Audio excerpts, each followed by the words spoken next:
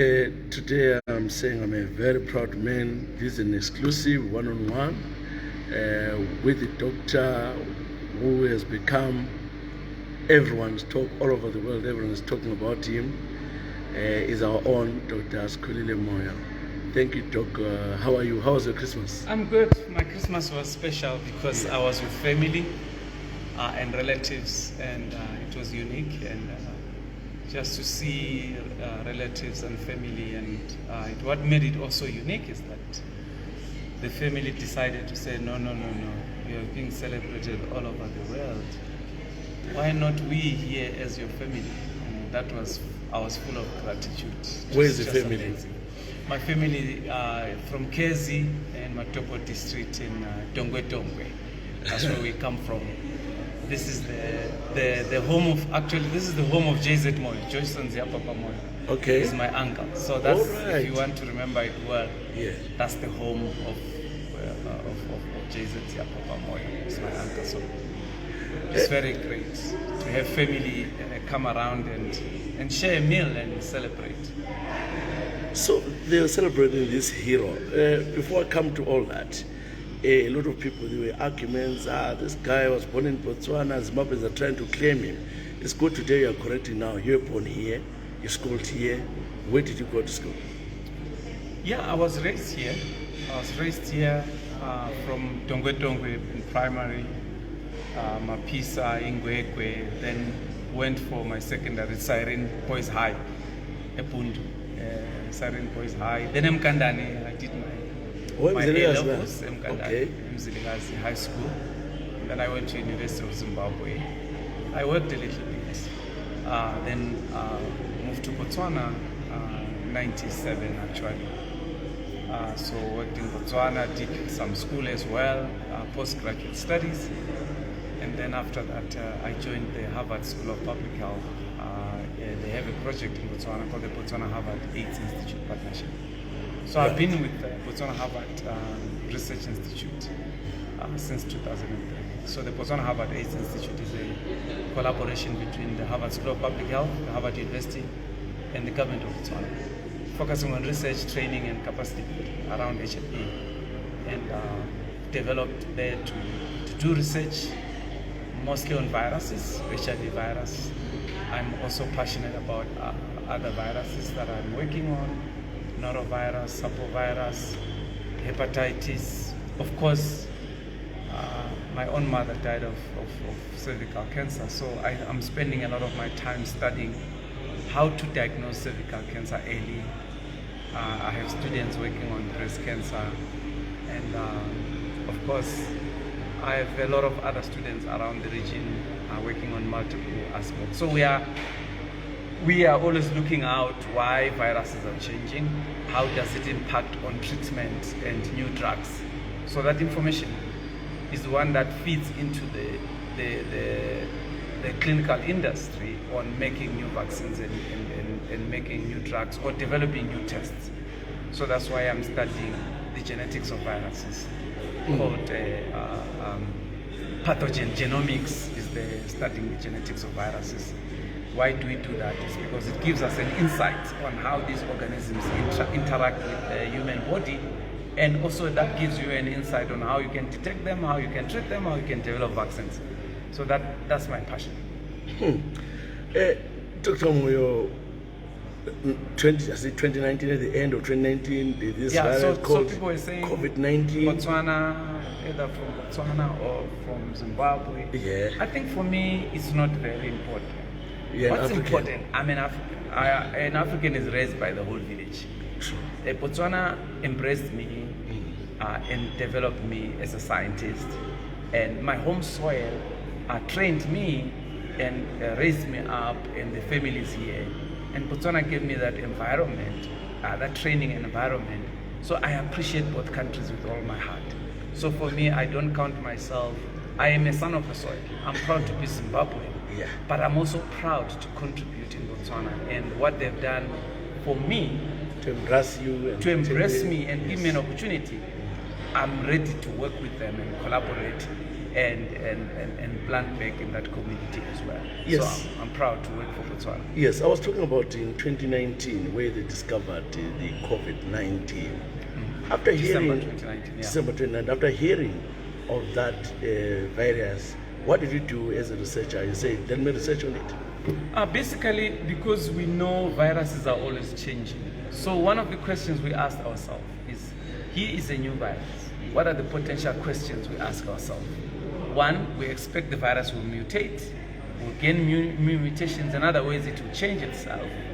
When it changes itself, it changes the way it interacts with the human cells. So it might either die off, some viruses die off when they've made some changes, or it might become more virulent or become more infectious, or when drugs are developed, there is what we call drug resistance variants. So we are looking forward for that. Why did we do that? Because we have learned from HIV. We have been studying HIV for many years. We look at the patterns of HIV and see if it has changed itself. Are the tests still working? Are the drugs still working? Will it infect more people faster or slower? And thus, we applied the same kind of approach to this new virus. We established what we call pathogen genomics. It means studying the pattern of the DNA or of the virus, or how the virus changes its makeup to get a competitive advantage in its host. So that's what we've been doing. So that came into our mind, and we quickly tilted from what we were doing from HIV and moved to do COVID. And because we had been successfully implementing this in COVID, we were monitoring these changes on a routine basis. So we positioned ourselves. So it was not an accident, because we positioned ourselves at the gate of looking at this virus and collaborating with others around the world, especially in South Africa, and some colleagues in Zimbabwe and in the rest of Botswana. We formed teams. You know, a scientist cannot succeed in a vacuum. So we formed teams where we meet every week and discuss the viruses. What are you seeing? What are you seeing? What are you seeing? And we discuss how are the vaccines being affected? How are the tests being affected? So that really gave us, as Africans, an ability to talk to one another. COVID brought us together. And that's what we did when COVID-19, December 2019 was discovered. So when Africa got the first cases, like in March, I think the first case was either in Egypt, around March there, and in Botswana and Zimbabwe. This is 2020. 2020 now, that March period, that's when we began to get a lot of cases. And then that's when we started studying these viruses in 2020. So now they've named it COVID-19. Is it because it was discovered in 2019? Or it was named in COVID-19 because it's coronavirus disease discovered in 2019. That's why it says COVID-19, coronavirus disease. So COVID-19 is the disease. It's caused by a virus, right? Which is SARS-CoV-2, Right. severe acute respiratory syndrome, Right. coronavirus 2. Oh. You go to SARS-CoV-2, Yeah. because there was SARS before, which was not yes. SARS-CoV-2. Yeah. All right. So we must know that this virus, this SARS-CoV-2, is in a family of viruses that have appeared before. So, but this one has its own sort of class in the tree. So if you have a tree of viruses, you can see that this one is in its own tree. The old ones have their own tree. What is different between them is their genetic makeup. Okay. And also you see that some of the relatives of SARS-CoV-2, like the MERS and other viruses, you see that they are in the same family, but mostly predominant in animals, or predominant in birds or in pangolins or stuff like that. So that's very important to understand that. So this one, which became very successful in humans, is the the SARS-1 has a characteristic of this COVID. Yes, there are some patterns or genetic patterns that form that with SARS-CoV-2. And then you went on to say, no, let me research further. You continued to research until you discovered another variant. Yes, we were always checking, and in November of 2019, that's when we realized a new pattern of mutation. In 2020? In 2021, November 2021, mid-November 2021. That's when we realized that we have seen now a new pattern of mutations that had not been seen before. That was very strange set of mutations. So between us and South Africa, we sequenced that variant first. South Africans were also almost at the same time released some of the genomes that looked like the virus we found. And because we communicate as virologists, we realized this is something that really needs to be reported.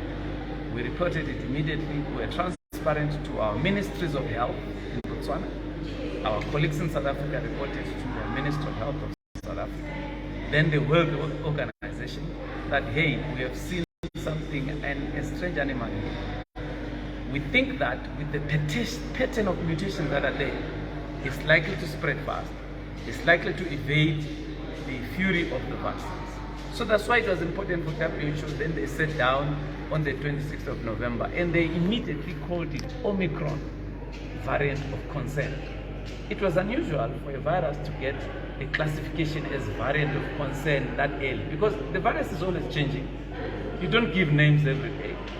But a certain pattern or a certain behavior or characteristic of the virus, either by transmission or severity of disease or number of deaths, it gets elevated to variant of concern. Sometimes it will be like a variant of interest. That virus looks a little bit scary, or looks not scary per se, but has some changes. Maybe it's a variant of interest. Or some are just lineages that we are just focusing on, because there are so many lineages of SARS-CoV-2. But then we focus on the variants of interest and variants of concern, because these ones, either they have a potential to cause a lot of outbreaks, variants of interest, or variant of concern, they have already shown that they can cause infections. Like Omicron, immediately within a week, there were high number of infections of Omicron. After discovery? After. So a lot of people, it was there, but people not knowing that it's not. It was there. Actually, we hypothesized that it didn't originate in Botswana or in South Africa. That's our hypothesis. It's just that we discovered it first. Our genomic surveillance was very fast to detect it. Not that it originated in Botswana or South Africa. I think that's an important thing, because viruses are always moving around. We're in a global village. Yeah, because from a layman, they always think that this is a disease which started in Botswana. Yeah. Because you discovered it. They think it's Botswana. But it was already there. It was already circulating elsewhere. But people not knowing. Everyone not knowing. Yeah. That's why after we've discovered it, some people went back to the samples in the freezers and they discovered that it was actually there before in Europe, before it was there, before it was detected. Even circulating around, we didn't know, because you don't get to get a sample from everyone who is infected. So you're always sampling, you're always making sure that you are looking out. So it's very important. Where the virus is detected doesn't mean it originates there. Okay, so this thing of saying the COVID-19 originated from China, is that because the Chinese discovered first? Can it be that? Well, the origins of COVID-19, there were a lot of debates around there. But the first cases were seen in China. I think that's important. That's important. Yes, so we cannot say first originated in China, but we can say with confidence that the first cases were in China. And people have gone back and done studies, and they see that around that C1 market, we see that that's where was a concentration of the first few cases of the SARS-CoV-2 virus that causes COVID-19. You're a hero. The world loves you so much. Yes. And I'm happy you're being recognized. I'm sure Europe, they are little, because they're always talking about you. TVs everywhere in Europe. What are they saying about your discovery? Yeah, I don't want to call myself a hero. Of course, people appreciate the work that we've done, but I work with teams, and I'm part of teams that have really provided information to the world. And I think I'm grateful that this time around, the world recognizes the contribution of Africa. That right from Africa, there can be innovation and science. And the Europeans, they quickly realize that this is a global village. We need to work together because the viruses do not know passports, right? They don't know borders. In 2-3 hours, they are in another country. Within 24 hours, they are in another country. So working together in what we call global public health becomes very, very important. So now we are working on pandemic preparedness, preparing for the next pathogen, for the next virus, or whatever might come. What we need to do there, we need to train ourselves, the lessons we have learned, how to handle public communication, disinformation, or things that go around. How do we handle that? How do we share information in such a way that when you discover something, you share with other scientists so that we can develop vaccines fast? This was the fastest time vaccines could be produced. Also due to the technology that has improved and also the rapid sharing of data. So that has really helped a lot. So, I mean, they recognize talent and they always want to reward it. And I'm grateful that even our African governments have recognized talent. I'm grateful to the governments both of Botswana and of Zimbabwe. They have shown both gestures. They have really shown and encouraged us. And I think for us and the young people that we lead, they are seeing, it's possible as an African child growing from an African village to contribute to the world. I think that's an important one. Have you been invited by America or the European Union? Are they not trying to steal you from Botswana and say, please come and work with us here? For me, we collaborate. We've been collaborating around HIV. So they're interested, there are more collaborations coming up, and that's important. The Europeans, they are always out looking for talent But you want to go because there are fears that these people might steal you and go there and be best there. I'm looking for collaborations. Okay. There are things that we can do well in Africa because we have a lot of infectious diseases and this is home of more infections. And there are things that the Europeans can do well. They have a lot of technology that is really advanced. And I'm hoping to bring some of that technology to Africa. I would definitely work with the Europeans and the Americans, but my hope, my vision is to bring that technology back home in our region, and that's my vision. Okay. What about the World Health Organization? I'm sure they are so proud of you. They are very proud. We met them in Berlin.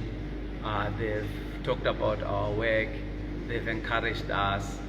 They have talked about, involved us in many platforms like pandemic preparedness. We are training next generation of scientists, and they are on the lookout of how we can increase scientific capacity in Africa. So WHO it plays a critical role because that's a global health organization that really allows us to interact. And they are not only WHO, Africa CDC is also playing a very, very crucial role. They've supported us, they've supported me, they've supported us. The African Society for Laboratory Medicine is also very critical. And our vision is, how do we build a critical mass? Not only to discover new variants, is how do we discover new variants, also discover the tools to early diagnosis, the drugs that are needed for cure, the vaccines that are needed. As you can see, most of our vaccines are being produced elsewhere. But there's a move now, as you can see in South Africa, in Senegal. Now we have plans that are being prepared to produce vaccines in Africa. So I think that whole value chain, everyone is speaking about. COVID has taught us. Our borders were closed, everything was shut down, there was no supply. and everyone is waking up and says, how can we work with willing partners from Europe and from within Africa to build capacity in Africa to be able to produce its own diagnostics, vaccines, and therapeutics. So I'm eager to contribute to that space, and I see my vision is to contribute to that space, and working with genuine collaborators. Talking of the vaccine themselves, were you also involved, or yourself as a researcher, you just discover the variants and all that, but someone else has to do the vaccines? Because of the technology that is advanced in Europe and stuff like that, they are able to produce vaccines in a very, very fast. Are they working? Yeah. Those vaccines? The vaccines are working. Actually, what has helped us now to scale back some of the measures that we had is because of vaccinations. If the vaccinations were not working, the death toll would be massive. So, they help to protect our bodies to fight for themselves. Right. Because then you see that these days people get COVID, but they stay at home and they are and they recover. They recover. Hospitalizations. That's the impact of vaccines. Right. Vaccines really work. We've been taking vaccines for how many years? Yeah, a long time. For a long time, right? And there are some of the diseases that have been eliminated because of vaccines. So really, people really, I don't understand people who they swear the vaccines do not work. I think the duty for us scientists is maybe to explain to our people how these vaccines are made. They are not trying to manipulate your DNA. I think that's where there is a gap. The science communication gap. To interact with the people, to allay their fears, not to dispute their fears.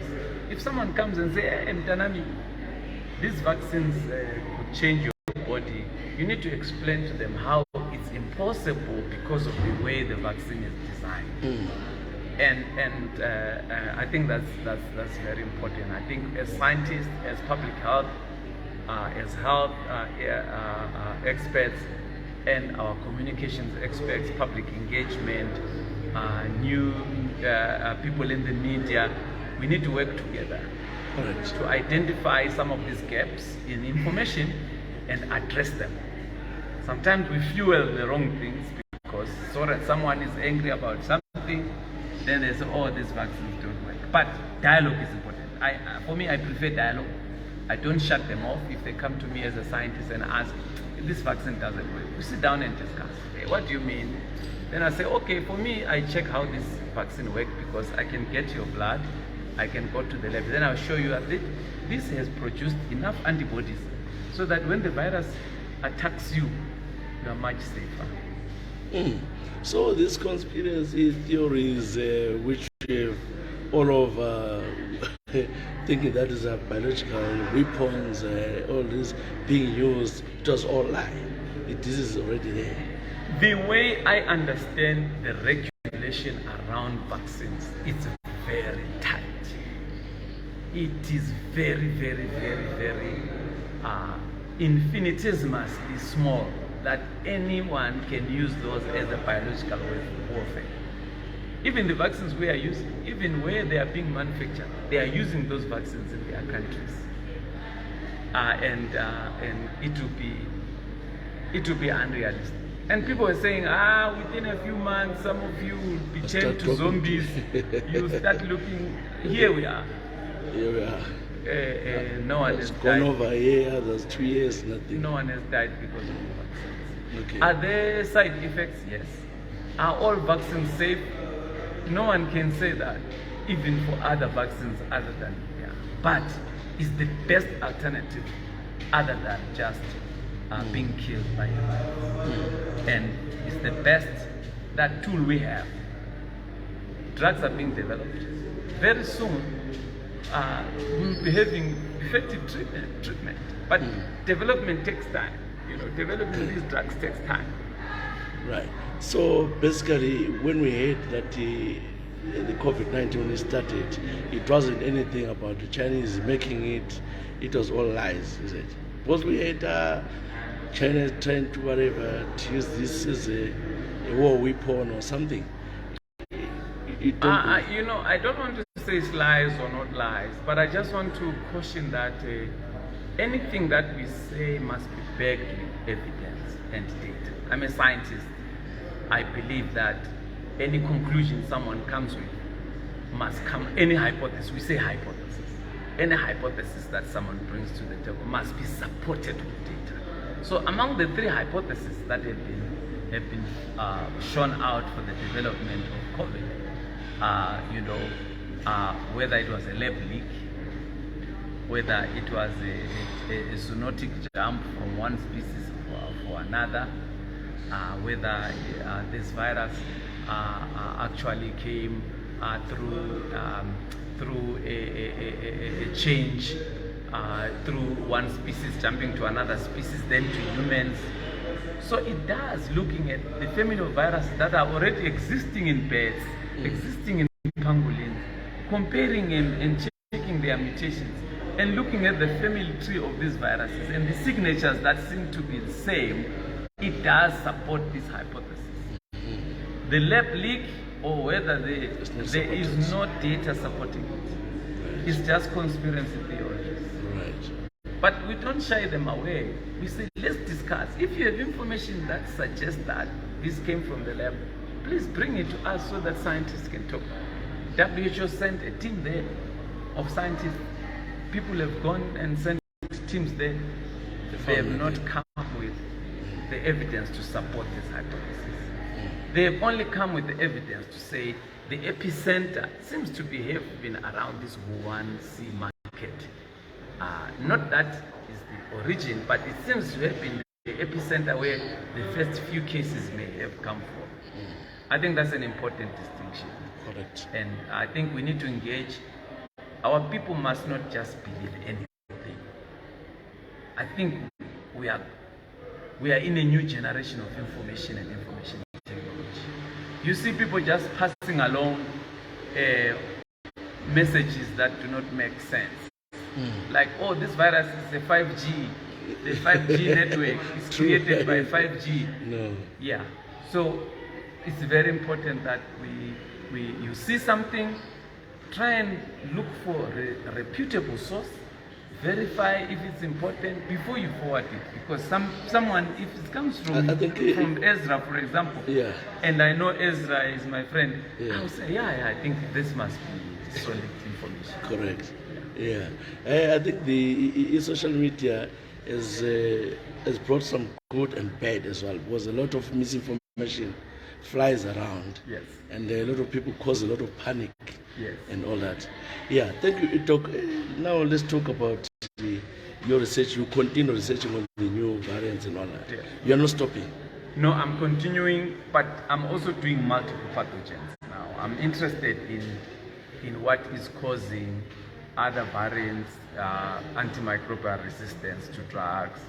I'm interested to see what is causing extremely resistant TB, using the same tools of genomics to understand why some of these are changing.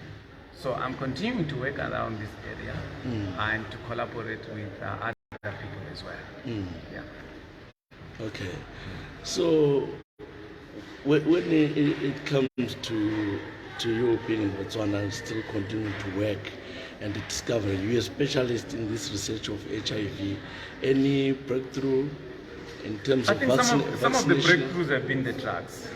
Right. And of course there are new vaccines being tested, very early to know how they will go, but it's been a long struggle for vaccines, but scientists are not getting tired. But the treatment one has been very, very, very effective. As you know that many people now can live long, many people can live much longer taking treatment. One of the things we are doing as a science, we are doing HIV cure. Yeah. HIV cure. We are looking at how can we eliminate this virus hiding in cells, what we call HIV reservoir, in cells in the body. And after some time, you stop drugs, it wakes up, and that's what we are studying, HIV cure. And we believe in the coming few years, there will be some major breakthroughs around HIV cure. How to treat early.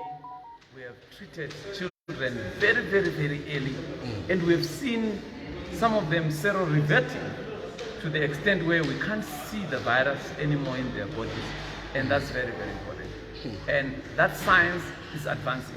And I'm glad to be part of the projects that are happening around Southern Africa. In Botswana, we have one project like that.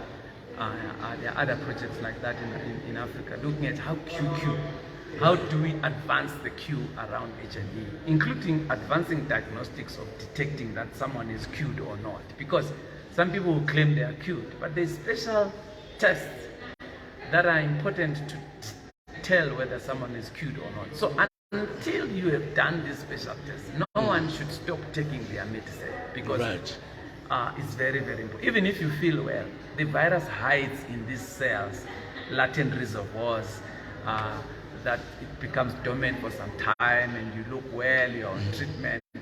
But if you stop treatment, they wake up and they start infecting other cells. So the studies we are doing is how we can wake that virus which is sleeping and kill it quickly using either drugs or what we call monoclonal antibodies, and eliminate it from the body completely. And those are the kind of studies that we are working on. This medication, because a breakthrough which was done to get the cure for it, to suppress it, are those people who are infected when taking medication, can they infect others? There is what we call U is equals to U. U is equals to U means undetectable equals untransmissible. What does it mean? If you are taking your treatment and your virus is at very, very low levels, which is called in the lab undetectable, you are less likely to transmit the virus to anyone. And it's very important that before it's very important for you to be able to work with your doctors and your physicians to check yourself first. Don't just say I'm undetectable and transmissible. So you need to check. So what we are promoting is that if individuals are really taking their drugs very, very well, they have been monitored and proven to be undetectable, the chances of them transmitting the virus to someone else are nearly zero. You see, I'm not saying zero, are nearly zero. It's very unlikely. And that is what is protecting us having fewer infections. The more people are on treatment, the less number of infections we have to get.